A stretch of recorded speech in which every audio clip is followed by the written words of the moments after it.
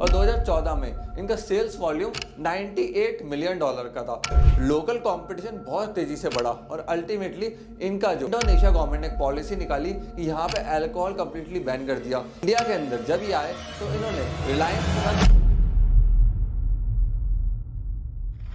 को पता है ज्यादा स्टॉक से ज्यादा सेल्स नहीं आती है, सेल्स आती है एनालिसिस और टर्नओवर से। और 7-Eleven इन चीज़ों में बहुत अच्छा है। उनका अगर कोई आम दुकानदार है उसको एनालिसिस करना नहीं आता तो वो 7-Eleven जैसा, रिलायंस फ्रेश जैसा स्टोर नहीं बना पा।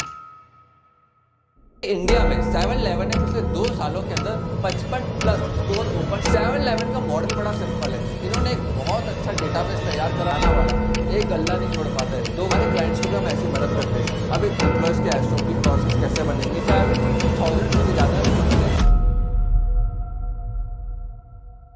Hello friends, welcome two billion पे चैनल। आज की वीडियो के अंदर मैं आपको बताऊंगा 7-Eleven की फ्रेंचाइजी के बारे में कि कैसे इन्होंने पूरे दुनिया भर के अंदर अपना एक्सपेंशन करा और आज 7-Eleven के 72,000 से भी ज़्यादा स्टोर्स हैं। आज इनके एक स्टोर के अंदर 2200 से ज़्यादा एसक्यू होते हैं। तो 7-Eleven ने ऐसा क्या करा जो बाकी लोग नहीं कर पाए। 7-Eleven आज पूरी दुनिया भर में फैल चुका है। आज 7-Eleven के 72,000 से भी ज़्यादा स्टोर्स हैं, 17 कंट्रीज में ये फैले हुए हैं और 10,000 से ज़्यादा लोकेशंस पे इनके स्टोर्स हैं। 83% आइटम्स इनके स्टोर पे वो बिकते हैं जो विद इन आवर कंज्यूम हो जाते हैं। 2013 के अंदर इनका टोटल रेवेन्यू 84.5 बिलियन डॉलर का था। हमारे देश के सारे स्टार्टअप्स जो कि यूनिकॉर्न है उनकी वैल्यूएशन को एक तरफ कर दो और इनकी सेल्स एक तरफ थी। बहुत सारी कंट्रीज में इन्होंने एक्सपेंशन करा बट कुछ कंट्रीज के अंदर ये फेल भी हो गए, जैसे इंडोनेशिया। 2007 में इन्होंने इंडोनेशियन मार्केट में एंट्री ली थी। 2010 आते आते इनके 21 स्टोर हो गए थे और 2012 के अंदर इनके 100 प्लस स्टोर हो गए थे और 2014 में इनका सेल्स वॉल्यूम 98 मिलियन डॉलर का था विथ 190 प्लस स्टोर्स। बट ऐसा क्या हुआ कि 7-Eleven इंडोनेशिया में बंद हो गया, पूरी तरह फेल हो गया। देखिए 7-Eleven की इंडोनेशिया में 2 बड़े कंपटीशन थे, इंडोमार्ट और दूसरा था अल्फामार्ट। अब अल्फामार्ट 38% मार्केट शेयर खा गया, इंडोमार्ट 47% मार्केट शेयर खा गया, बचा कुछ मार्केट शेयर रह गया 7-Eleven के पास जो था 15% के अराउंड। फिर लोकल कंपटीशन बहुत तेजी से बढ़ा और अल्टीमेटली इनका जो मार्केट शेयर था वो 0.07% पे आ गया। फिर इंडोनेशिया गवर्नमेंट ने एक पॉलिसी निकाली कि यहाँ पे अल्कोहल कंप्लीटली बैन कर दिया और ये फ्री अल्कोहल प्रोवाइड करते थे अपने स्टोर्स के अंदर। उसके चक्कर में इनकी सेल्स 24% से डाउन चलेगी और अल्टीमेटली इनको अपने पूरे ऑपरेशंस बंद करने पड़ गए। इस समय 7-Eleven वापस इंडोनेशिया के अंदर एक अच्छा पार्टनर ढूंढ रहा है जिससे वापस इस मार्केट के अंदर वो एंट्री ले सके। अब इंडिया के अंदर जब ये आए तो इन्होंने रिलायंस के साथ मास्टर फ्रेंचाइजी का एग्रीमेंट साइन करा।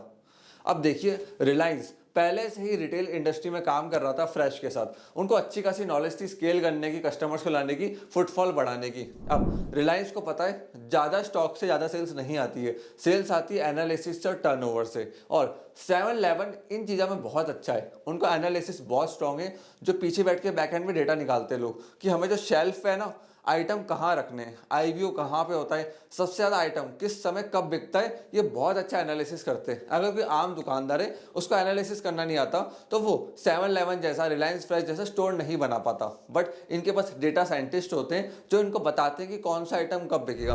एग्जाम्पल से समझाता हूँ, जैसे फ्रिज है।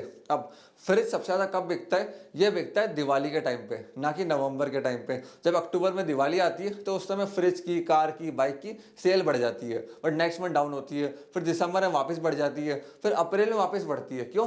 डेप्रिसिएशन पूरा हर साल का मिलता है तो लोग अप्रैल में सबसे ज़्यादा गाड़ियाँ खरीदते हैं। तो ये कंपनी डेटा एनालिसिस करती है स्टॉक के लिए कि कब हमें सबसे ज़्यादा स्टॉक मेंटेन करना है अपने आउटलेट्स के ऊपर। सेम और मैं आपको एग्जांपल देता हूँ 7-Eleven कैसे अपने स्टॉक्स को मेंटेन करता है। जैसे इंडिया के अंदर फीमेल्स एंड मेल्स शिव जी का व्रत रखते हैं मंडे को।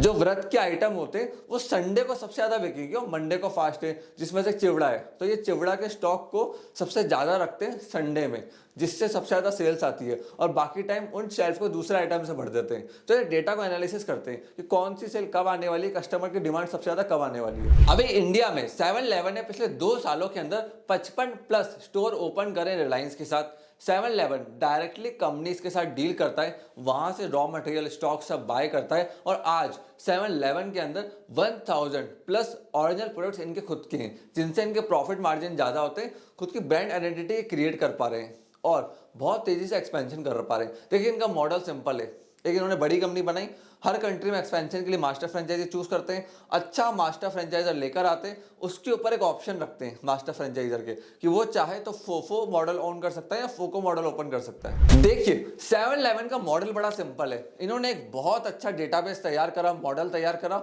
उसके बाद ये हर कंट्री में जाते हैं, वहां पे किसी के साथ मास्टर फ्रेंचाइजी एग्रीमेंट साइन करते हैं, उसके बाद मास्टर फ्रेंचाइजी को सारे राइट्स देते हैं कि इनको फोफो पे जाना है, फोको पे जाना है, कोको पे जाना है, जैसे चाहे वैसे इनका मास्टर फ्रेंचाइजी ऑपरेट कर सकता है। ये अपने क्लाइंट्स को, मास्टर फ्रेंचाइजी को मदद करते हैं आउटलेट्स के अंदर, डिजाइन के अंदर, सेल्स के अंदर, डेटा एनालिसिस के अंदर, कम से कम रेट्स के अंदर गुड सप्लाई करने के अंदर, और कैसे उनको पॉलिसीज बनानी है जिससे वो अपनी सेल्स को इंक्रीज कर पाए। इससे होता क्या है, फ्रेंचाइजी का सारा फोकस सिर्फ मैनेजमेंट पे जाता है, रॉ मटेरियल लेकर आना, पॉलिसीज बनाना, प्रोसेस, सॉफ्टवेयर, हर चीज कंपनी देखती है। इसकी मदद से ये बहुत तेजी से स्केल अप कर पाए। और आज देखिए ना, दुनिया भर के अंदर इनके 72,000 प्लस स्टोर्स है। एक किराना वाला एक गल्ला नहीं छोड़ पाता है, 2 गल्ले नहीं खोल पाता है, 2 दुकान नहीं खोल पाता है, और ये पूरी दुनिया भर में फैल गए, प्रॉफिटेबल है, तेजी से स्केल अप कर रहे हैं एंड ग्रो कर रहे हैं। फ्रेंड्स, यही फायदा होता है जब आप बिजनेस के अंदर एक स्ट्रॉन्ग प्रोसेस मॉडल लेकर आते हो। और तीसरी चीज सॉफ्टवेयर, हमारे क्लाइंट्स को भी हम ऐसी मदद करते हैं। अभी रिसेंटली हमारे क्लाइंट 8 PM को हमने मदद करी थी, वो कैफे चला रहे थे, कैसे उनको ऑटो पायलट करना है, ऐड का बजट कैसे बनाना है, एम्प्लॉयज के SOP प्रोसेस कैसे बनेंगे, पूरा रेस्टोरेंट ऑटो पायलट बोर्ड के ऊपर कैसे चलेगा। और इस समय हमारा क्लाइंट अपनी फ्रेंचाइजी भी दे रहा है। अगर आपको कैफे 8 PM की फ्रेंचाइजी के बारे में जानना है तो आई बटन के ऊपर आपको एक वीडियो दिख रही होगी, यहाँ जाके आप इनकी फ्रेंचाइजी बाय कर सकते हैं एंड फ्रेंचाइजी ले सकते हैं। मेरी टीम आपको मदद करेगी बेस्ट फ्रेंचाइजी मॉडल चूज करने में, right from selection of the model to opening. मतलब हम मॉडल चूज करने से लेके ब्रांड चूज करने तक और आपकी ओपनिंग तक आपको सपोर्ट करते हैं, हर चीज प्रोवाइड करते हैं। आप हमारी वेबसाइट billionfree.com को विजिट कर सकते हो, जहां पे 800 प्लस ब्रांड्स हमने लिस्ट कर रखी है, उनको जाके आप चेकआउट कर सकते हो। हर इंडस्ट्री की हमारे पास इस समय ब्रांड है। अगर आपको मेरे से जुड़ना है, मेरे से कंसल्टिंग लेनी है, तो आप इस नंबर पर कॉल कर सकते हो, और इंस्टाग्राम पे मेरे को फॉलो कर सकते हो @भोप्रीत सोनी, और ये मेरे लिंक्डइन ID जहां पे आप मेरे को फॉलो कर सकते हो। तो फ्रेंड्स, आपने इस वीडियो को यहां तक देखा, हम लोग कहते हैं पेरेंट्स सपोर्ट दिया, उसके लिए धन्यवाद।